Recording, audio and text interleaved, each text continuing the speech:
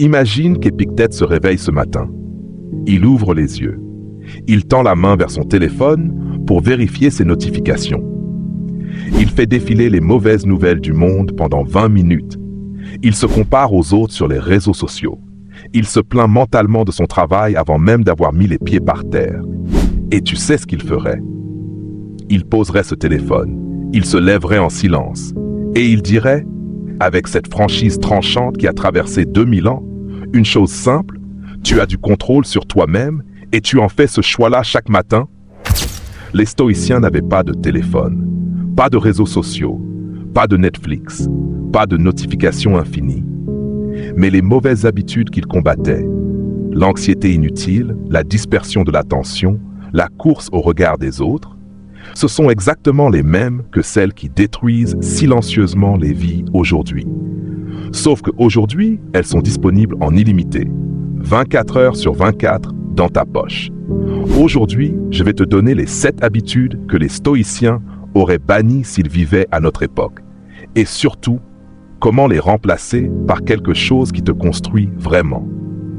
Et la 7e habitude, je te préviens, c'est peut-être celle à laquelle tu tiens le plus. Précisément parce qu'elle semble inoffensive. Abonne-toi à cette chaîne maintenant et like cette vidéo. Ce que tu vas entendre peut changer quelque chose de concret dans ta journée dès demain matin. Allez, on commence. Habitude numéro 1. Commencer la journée par le téléphone. Épictète. La première heure de la journée donne le ton de tout le reste. Les stoïciens commençaient leur journée par l'examen de conscience, pas par le flux d'informations de quelqu'un d'autre. Vérifier son téléphone dès le réveil, c'est se mettre immédiatement en réaction. Tu reçois des stimuli externes, messages, nouvelles, notifications, avant même d'avoir défini ce que tu veux pour cette journée. Ton cerveau passe du mode repos au mode réponse en quelques secondes. Et ce mode-là colore tout ce qui suit. Marc Aurèle commençait ses journées par la méditation et l'examen de ses intentions. Il demandait « Qu'est-ce que je veux être aujourd'hui ? Avec quelle disposition est-ce que je veux traverser cette journée ?» Ces questions ne peuvent pas être posées dans un flux de notifications. Le remplacement stoïcien. Les 10 premières minutes sans écran. Assis, en silence ou avec une intention claire. Pose-toi une question. Quelle est la chose la plus importante que je veux accomplir aujourd'hui ? Une seule. Puis commence. Habitude. Numéro 2.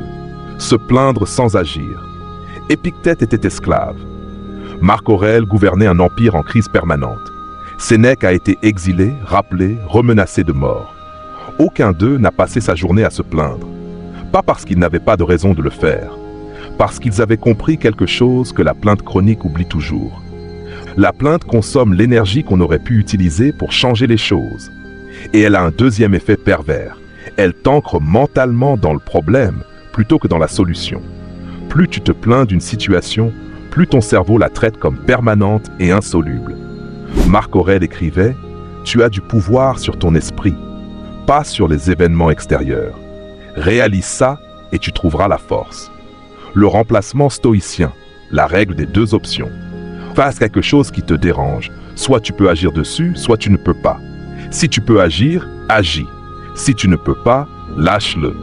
La plainte n'est ni l'un ni l'autre. C'est une 3e option qui ne mène nulle part. Habitude numéro 3. Chercher l'approbation permanente des autres.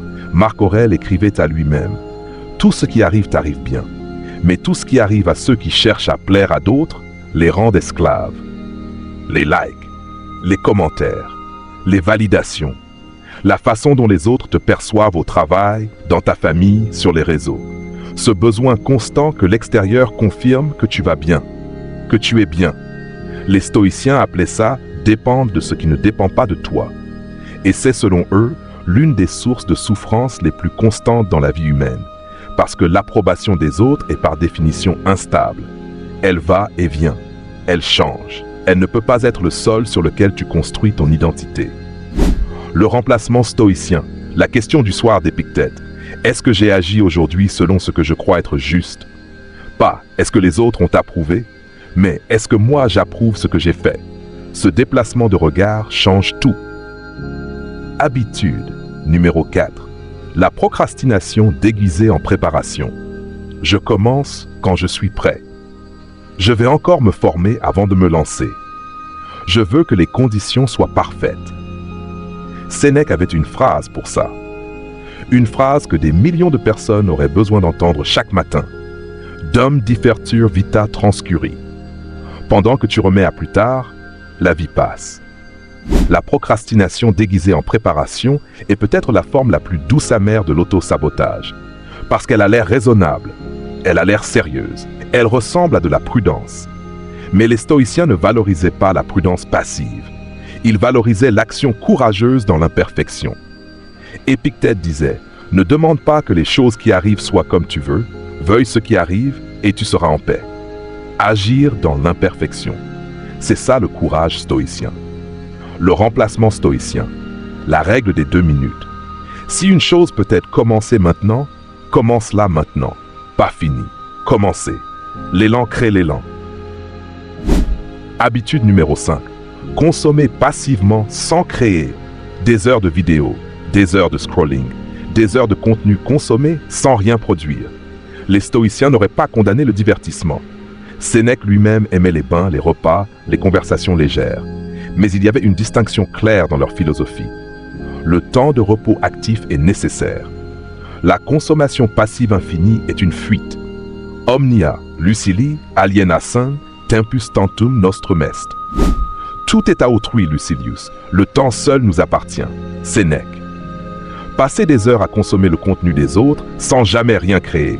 C'est pour un stoïcien gaspiller la ressource la plus précieuse qui soit. Et il y a un effet insidieux supplémentaire. La consommation passive sans création nourrit l'impression d'agir sans jamais vraiment avancer. On a l'impression d'apprendre sans rien construire. Le remplacement stoïcien. Pour chaque heure de consommation, une production. Même petite. Un texte, un dessin, une idée posée sur papier, un projet avancé d'un pas. La création, même imparfaite, ancre dans la réalité de sa propre vie. Habitude numéro 6. Porter les soucis d'un futur qui n'est pas là. Et si je perds mon travail? Et si ma santé se dégrade? Et si ma relation s'effondre? Et si? Marc Aurèle avait un nom pour ça, l'anticipation anxieuse. Et il l'identifiait comme l'une des plus grandes sources de souffrance inutile. Ne te laisse pas perturber par les représentations mentales de choses qui ne se sont pas encore produites. Le futur n'existe pas encore. L'anxiété que tu lui consacres existe, elle, maintenant, dans ton corps, dans ton esprit, dans l'énergie que tu y dépenses. Et le paradoxe que les stoïciens avaient compris, la plupart des choses qu'on anticipe avec anxiété ne se produisent jamais. Et celles qui se produisent sont rarement aussi catastrophiques qu'on les avait imaginées. Le remplacement stoïcien. La pratique du memento mori appliquée à l'anxiété. Quand une peur du futur monte, pose-toi, est-ce que c'est réel maintenant? Sinon, reviens au présent. Qu'est-ce qui dépend de moi, aujourd'hui, maintenant? Habitude numéro 7, fuir l'inconfort systématiquement. Et voilà la 7e, celle que j'avais annoncée. Celle à laquelle tu tiens peut-être le plus parce qu'elle ressemble à du bon sens. L'évitement systématique de tout inconfort, la conversation difficile qu'on reporte, l'exercice physique qu'on évite, le projet risqué qu'on ne commence jamais, la situation tendue dans laquelle on refuse d'entrer. Tout ce qui pourrait déranger le confort quotidien, on le contourne. Et dans notre époque de confort maximisé, livraison à domicile, divertissement illimité, connectivité permanente, cette tendance est plus forte que jamais. Les stoïciens auraient vu ça comme une catastrophe silencieuse, parce qu'ils savaient ce que la psychologie moderne confirme. C'est l'exposition progressive à l'inconfort qui construit la résilience, la confiance et la capacité à agir dans la difficulté. Épictète pratiquait volontairement des privations. Il mangeait peu, dormait sur des surfaces dures, s'exposait au froid, non pas pour se punir, mais pour s'entraîner à ne pas avoir peur de l'inconfort. Et il disait, c'est dans les difficultés que se forge la vertu. La vertu ne peut pas exister sans exercice. L'homme ou la femme qui n'a jamais appris à traverser l'inconfort s'effondre à la première vraie épreuve, parce qu'il n'a jamais développé le muscle qui permettrait de tenir. Le remplacement stoïcien, une dose volontaire d'inconfort par jour, petite, réelle, un jeûne d'1 heure, Une douche froide, une conversation difficile enfin tenue, un projet commencé malgré la peur. Ce n'est pas de la torture, c'est de l'entraînement. Les 7 remplacements stoïciens. Voici les 7 remplacements en un coup d'œil. 1. Téléphone au réveil, 10 minutes de silence et d'intention. 2. Se plaindre. La règle des 2 options, agir ou lâcher. 3. Chercher l'approbation. Se demander, est-ce que j'approuve ce que j'ai fait? 4. Procrastination. Commencer maintenant, même imparfaitement. 5. Consommation passive. Pour chaque heure consommée, quelque chose créé. 6. Anxiété du futur. Revenir au présent. Qu'est-ce qui dépend de moi maintenant? 7. Fuir l'inconfort. Une dose volontaire d'inconfort par jour. 7 habitudes. 7 remplacements. Aucun ne coûte d'argent. Tous coûtent de la discipline. Épictète était un esclave. Il ne pouvait pas changer ses chaînes, mais il pouvait choisir chaque matin comment il habitait sa vie, avec quelles habitudes, avec quelle discipline intérieure, avec quel regard sur lui-même et sur le monde. Et c'est précisément ce choix-là, fait chaque jour, même imparfaitement, qui a fait de lui l'un des hommes les plus libres de l'histoire. Tu n'es pas esclave. Mais peut-être que certaines de ces habitudes t'enchaînent autant que des chaînes, parce que tu les as choisies et que tu continues de les choisir sans le réaliser vraiment. Alors maintenant, j'ai une question pour toi et je veux que tu y répondes dans les commentaires honnêtement. Laquelle de ces 7 habitudes reconnais-tu le plus dans ta vie quotidienne? Et quelle est la première que tu veux remplacer? Une seule réponse, concrète. Parce que nommer ce qu'on veut changer, c'est déjà commencer à le changer. Si cette vidéo t'a donné quelque chose, un déclic, une prise de conscience, un plan concret, partage-la avec quelqu'un qui stagne, quelqu'un qui cherche à avancer sans savoir par où commencer. Abonne-toi si ce n'est pas encore fait. Active la cloche et reviens la semaine prochaine. Je t'attends.